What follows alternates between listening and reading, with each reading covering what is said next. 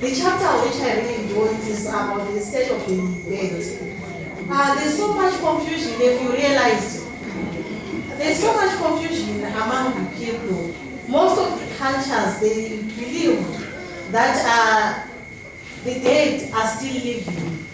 And when I read that chapter, I also realized that that is the same deception which was done with Adam and Eve, that you are not going to die in Genesis there. That's what is still happening. Like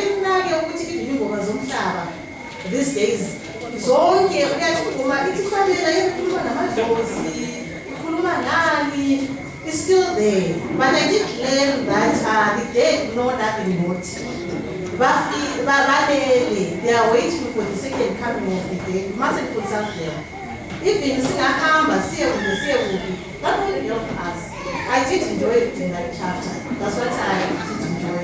And I also enjoyed that God loves us. When He sent His only Son to die for us, I saw so much love that we are loved. God is love. So